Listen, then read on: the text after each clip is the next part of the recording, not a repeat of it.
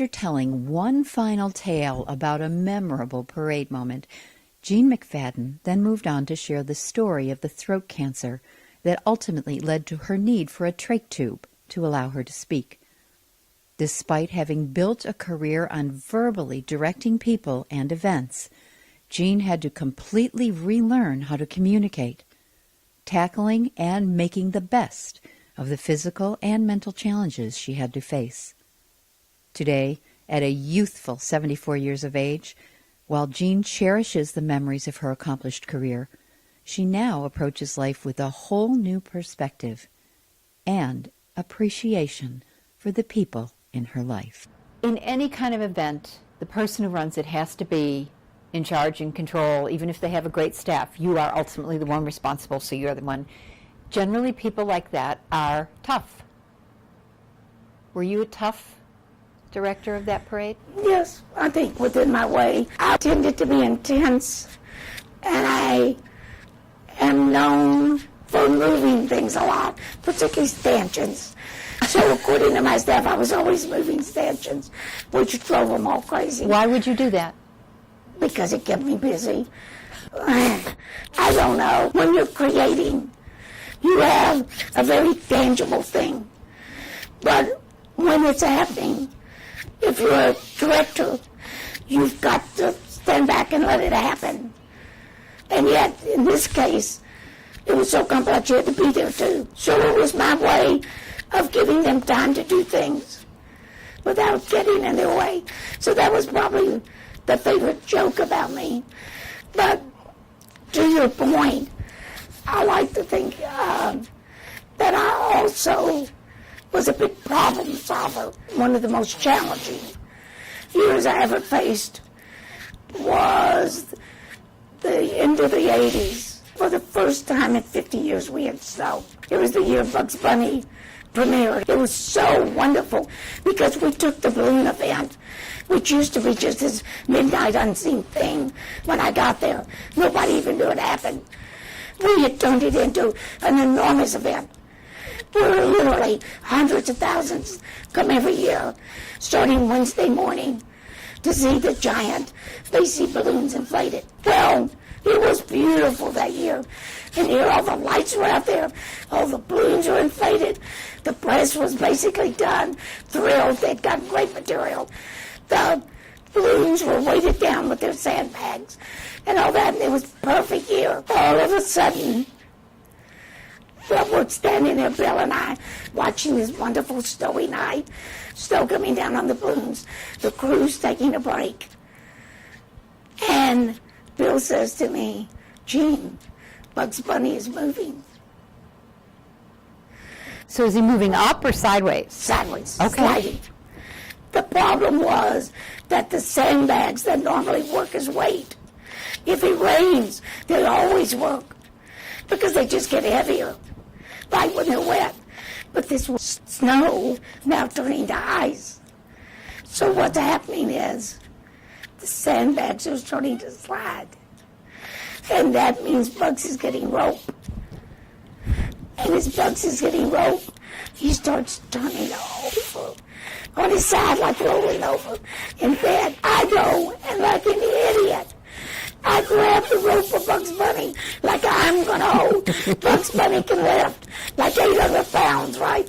Like I'm going to hold Bugs Bunny down. Instead, as he's turning up, and rolling over, I'm just going up with Bugs. Up till now, I'm about 2 stories up in the air, hanging onto this rope, and there's this reporter down there, or cameraman, and I'm saying, help me. This camera guy says, don't worry, I got you. I realize he's not doing anything. He's filming. So finally I have no choice but to slide down this rope with my bare hands. You talk about her. And by that time the crew was there and the balloon was damaged, and so that was a disaster. You know, but Bugs couldn't fly. Had to wait till the next year for his preview. But I learned a big lesson from that. Never count on the guy with the camera to come to your aid. He was getting the greatest shot. He said, I got it. And then he comes and he says, I got great footage. I got great footage. I said, I was hating him. He said, yeah, it was great. You know, I never saw him and I never saw the footage. Did they ever put it on TV then? They didn't. I never saw, I don't even know who he was. Obviously, you have suffered a physical impairment that has changed your life. But it doesn't seem to change. It doesn't seem to change your life.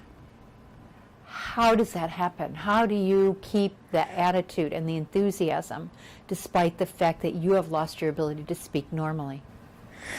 Well, when I left Macy's Place in 2000, I have to tell you, I was really excited because I saw it as yet another career. It was time for me to move on, to enjoy another aspect of my life and talent. Well, right off the bat, I started as a speaker. I did a lot of things in the industry, and I took time off the first year, goofed around a lot. When you know, in spring of 2003, I developed this horrific oral laryngitis.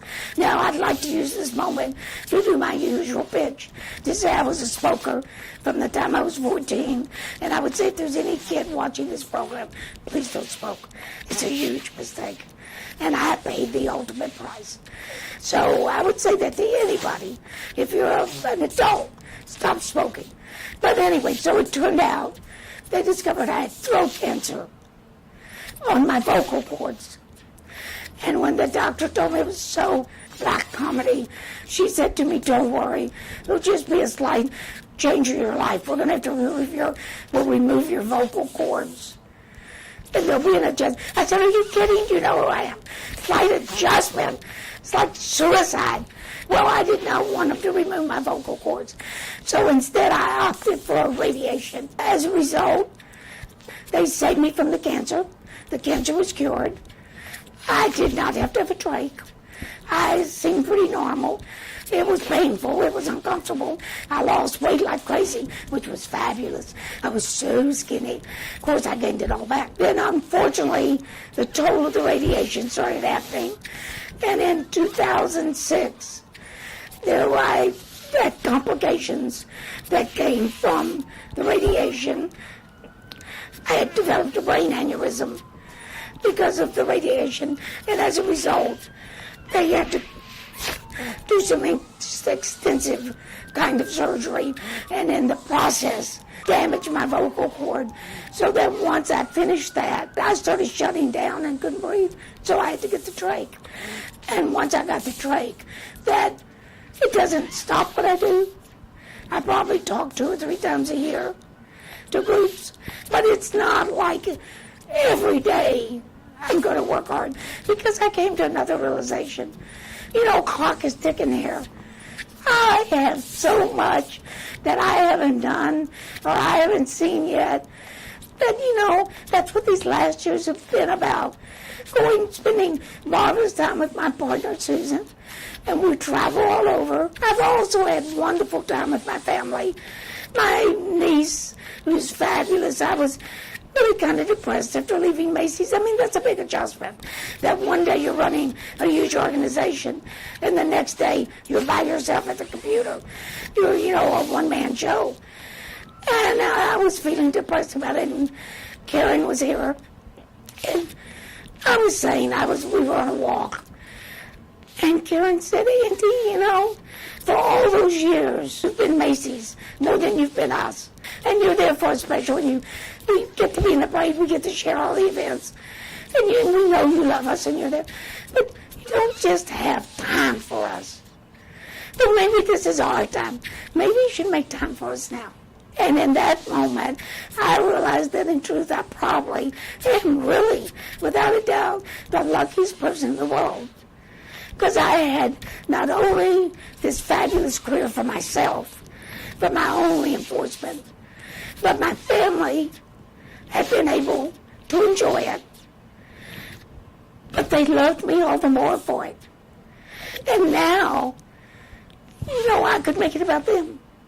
This past decade has been a wonderful mix of, yes, some work, but frankly, some real adventures, a lot of love, and just my friends. I have wonderful friends.